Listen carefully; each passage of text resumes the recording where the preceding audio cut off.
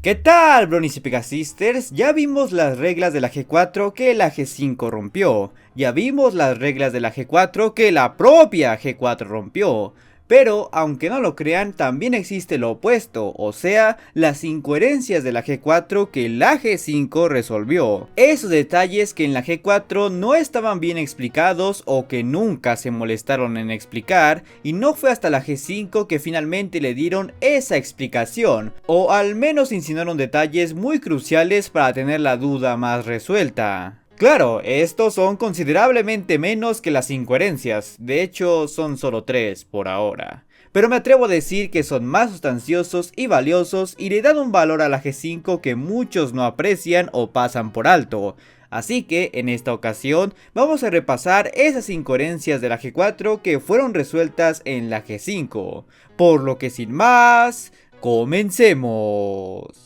Iniciamos con un punto que sé que para casi todos pasará desapercibido, pero justamente por eso lo contamos aquí, y es la historia y función de la perla mágica del Monte Aris y Sia Equestria, aquella que permitía a los hipogrifos convertirse en Sia Ponis y viceversa. Probablemente no le dieron importancia, pero muy seguramente notaron que durante la película y en todas las historias donde se enfocan en los hipogrifos, jamás revelaron el origen de la perla o cuál era su propósito. Es más, incluso en una ocasión posterior vimos como la perla tenía otros usos, como ayudar a los gobernantes a desterrar a Cosmos, pero jamás nos explican cómo es posible esto. Simplemente era un MacGuffin y uno que tampoco es que tuviese mucho tiempo de relevancia. Por lo mismo, dudo que alguien se preocupara o se molestara por saber más a fondo sobre esta reliquia, pero sorpresivamente sí hay un trasfondo que se nos revela en la G5, específicamente en la serie de cómics de Sell Your Sail, donde los Maensis conocen a los Sia Ponis,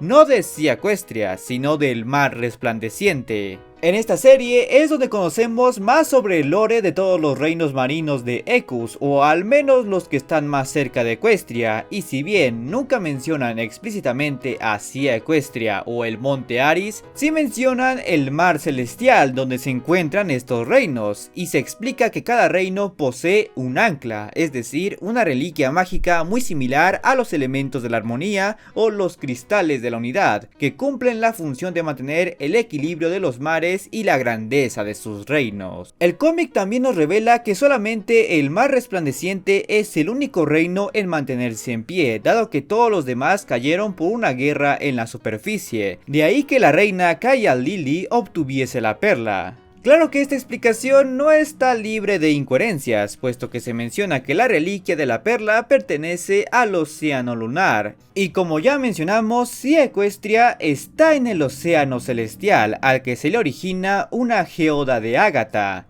Pero si pasamos por alto ese detalle, creo que podemos tener una conexión bastante sólida y reveladora, donde descubrimos la historia de una de las reliquias quizás menos favoritas del colectivo, pero al final es un pedazo de lore que se debe agradecer. Pasamos a algo con mucho mayor peso, y es el fuego de dragón, específicamente el fuego de dragón mágico de Spike. Un elemento que realmente no creo que haya sembrado dudas en muchos, pero es bastante claro que no era algo particularmente común, o eso es lo que parecía. En la G4 medio se insinúa que los dragones podrían tener ciertas capacidades mágicas en su naturaleza, pero jamás fue algo que se nos dejó en claro. Por ello, era seguro asumir que la magia de Spike era un caso único, y hasta podríamos argumentar que fue mágicamente alterado para tener ese poder, pues durante mucho tiempo su servidor creía que esto se debía a que Spike no nació de medios naturales, sino por la magia de Twilight, que en ese momento estaba sufriendo una descarga masiva. Aunque más popular era el hecho de que Celestia le encantó para darle ese don con el fin de que sea útil para Twilight, pero la G5 replanteó todo eso.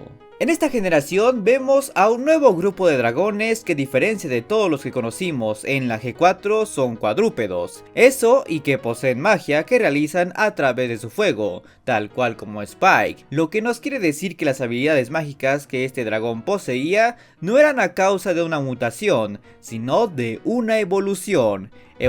que llegó pronto para las nuevas generaciones de dragones. Cuando conocimos a Sparky, que es el dragón protagónico de la G5, y vimos que él también poseía magia con su fuego, creíamos que era por las mismas razones que le dábamos a Spike, el nacer por una sobrecarga de magia, pero después conocemos al resto de los dragones y exploramos más profundamente su naturaleza mágica gracias a Opaline. Ahí es cuando entendemos que los dragones más actuales nacen con un fuego capaz de controlar alguna propiedad en particular, siendo el caso de Spike la teletransportación, habilidad que para los tiempos de la G5 ya tiene completamente dominada, pues no solo es capaz de transportarse a sí mismo y a quienes rodea, sino que puede traer a otros seres vivos a un mismo lugar, aun cuando estos estuvieran en lugares distintos. Capacidades muy superiores al Spike niño, que apenas puede enviar y recibir papel, y hasta eso le costaba.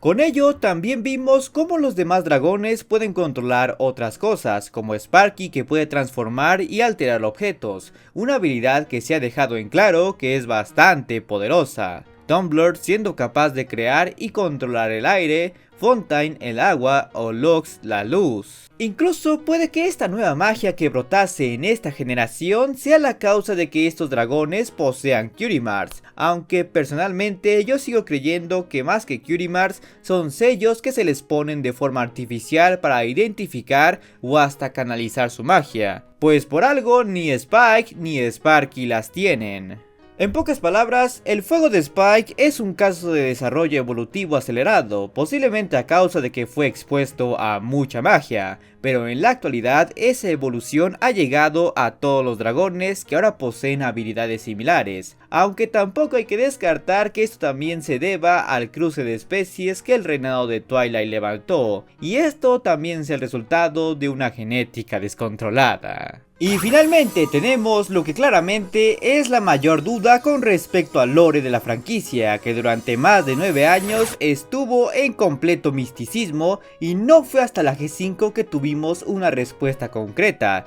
el origen de Celestia y Luna como las alicornios que gobernaban Equestria. No les miento cuando les digo que durante años se especuló sobre el origen de estas dos hermanas, que si eran alicornios de nacimiento, que si se convirtieron en estas como Twilight, que si tenían padres, etcétera, etcétera, etcétera. A esto le sumamos varios datos que se iban soltando con el transcurso de la serie, los cuales más que darnos una idea clara parecían más bien confundirnos. El primero en salir, al menos en mi memoria, fue lo insinuado en el diario de las dos hermanas, que Starsuit fue a buscar a las hermanas a algún lugar, mas jamás se deja en claro dónde, pero al menos se nos daba a entender que las hermanas no venían de Equestria ni eran ponis comunes, puesto que también insinuaban haber nacido como alicornios. La cosa se complicó con el nacimiento de Floriger, la que, en palabras de Celestia, era la primera alicornio nacida en Equestria, pues nunca antes habían experimentado algo así,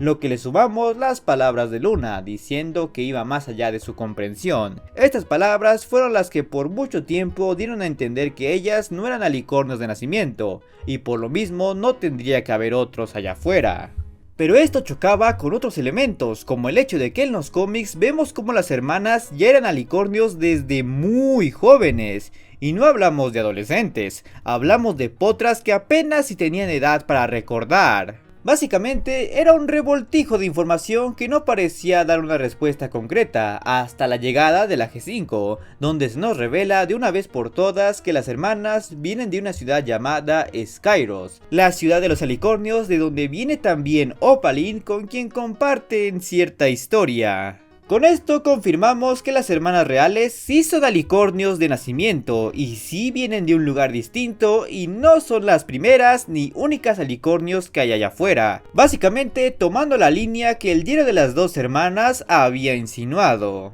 Así que podemos intuir que a lo que las princesas se referían con el caso de Floriger era una alicornio nacida en Equestria, que además hay que recalcar que nació a partir de una alicornio falsa, puesto que Cadence no nació siendo uno, sino que al igual que Twilight fue transformada. Esa debe ser la razón de la falta de comprensión. Así que esa es nuestra respuesta, y francamente no es nada que muchos de nosotros no hayamos imaginado antes. De hecho, creo que era bastante obvio, pues sabiendo que los alicornios son los dioses de este mundo, sería lógico pensar que tuviesen un lugar en el cual converger, al más puro estilo del Olimpo, Asgard o cualquier ciudad celestial de alguna mitología o religión. Puede que muchos reprochen esta idea, pero pese a todos los contras que pudiese tener, realmente lo veo como información muy válida y valiosa, que al final de cuentas resuelve una de las dudas más grandes que hay en esta franquicia, y me mantengo firme en que esta información pueda profundizarse en un futuro para que sepamos más de esta especie de la que realmente no tenemos muchos ejemplares. Pero si ahora quieres conocer las reglas de la G4 que la G5 rompió, o las reglas de la G4 que la propia G4 rompió, te dejaré las respectivas ventanillas a las que puedes hacer clic. Y como siempre, quiero agradecerles a todos los suscriptores que se han convertido en miembros del canal y a mis suscriptores en Twitch. Así que si todavía no se suscriben, háganlo. Y recuerden también tocar la campanita para recibir todas las notificaciones cada vez que haya un nuevo video. ¡Adiós! Recuerden, amigos, casco al corazón.